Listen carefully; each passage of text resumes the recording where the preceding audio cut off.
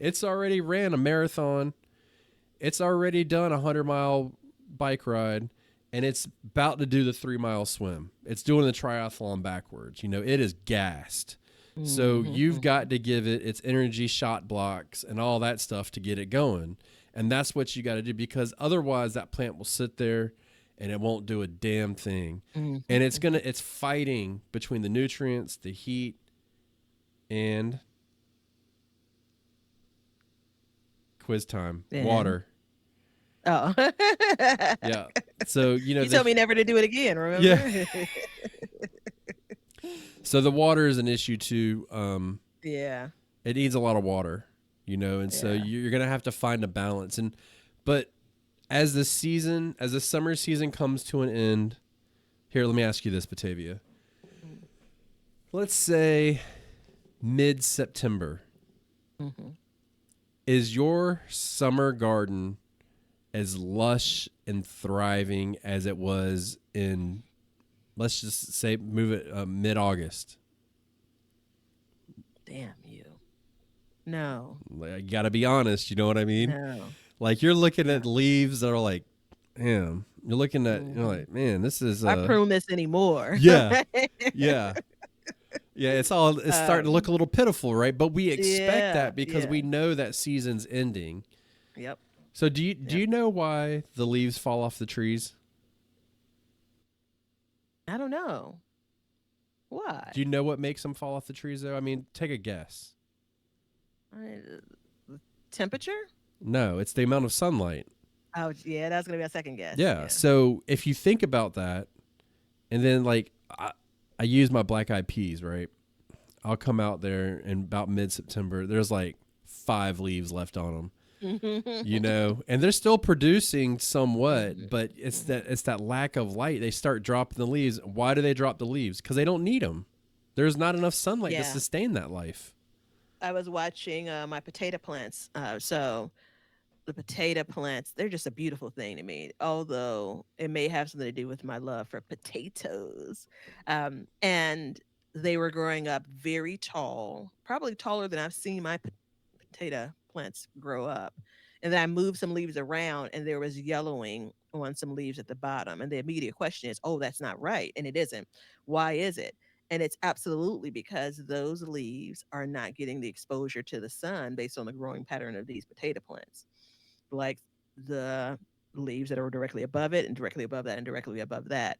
I think that that's another, nature's instincts are telling you what should be happening in your growing space.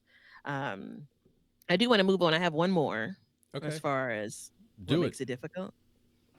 And I, this is maybe I'm going to try to make this the last time I say this all the time about this thing. Oh gosh, hold on. Let me Yeah. hold on. Go. Uh huh. It's the spacing. So I have had the last couple of seasons an empty bed, and that empty bed coming like midsummer going into fall, and that is an ideal space to grow for fall. Right now, in some cases I do, some cases I've not grown for fall, but there are other cases where I've had plants in a space growing, and I want to sneak in a fall crop, right? And I again misjudge the amount of space those other plants, I can clearly see it, are taking up, and the impact it's going to have on this newly planted thing. So I go back to the disappointment because that was the only lettuce that I tried to grow that year.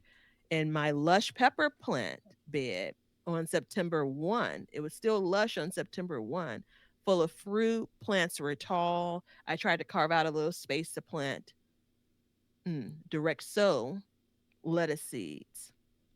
I had enough space for that lettuce to grow. It was wide enough, but it was in the furthest bed in the front yard garden. So it was only going to get sun probably from, you know, let's say midday until the sun goes down based on the spacing and the placement of it. But it had to compete with all of the peppers that were growing. Not to mention the watering needs are different from the peppers to these directly sown seeds. So if you have an empty space, you're all set. if you don't have an empty space, be very conscious of what you're planting and where you're planting it for fall. Because what we don't want is you to continue to get out there and misfire when it comes to your fall garden. Like, we want to set you up for success. Yeah. And the act of wanting a fall garden is a step. The act of getting seeds started is a step. But let's make sure your placement is So proper. I have to say, I've been playing with my spacing a lot this year. Hmm. And I believe you and I both owe the Backyard Gardens community an apology. Mm. Because what I've witnessed in my garden this year, I have realized that we have not spoken enough about spacing over the years. Hmm. I have some serious transformations in my garden based on the spacing that I've done. And it's been, I've been working on it over the years. Hmm. And Hmm. I've had some mishaps and some strong wins and stuff like that. But, and not everything that I've done is by the book. And I've done some adjustments and changed things back and forth and whatnot. But what I'll say is spacing is so damn important. Hmm. And it's so hard to do. So hard to do.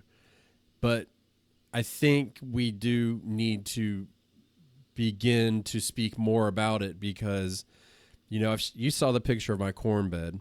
Best Yeah. corn I've ever had. Yeah. My broccoli bed this year, best broccoli I've ever had. And that was last year's spacing. My cabbages, best cabbages I've ever had. Hmm. And Hmm. it's all because of the spacing. Well, it's because of a lot of things, but the spacing really helps because exactly what you said. You start getting those yellow leaves, man. It's, especially on the bottoms, that just means there's not enough spacing.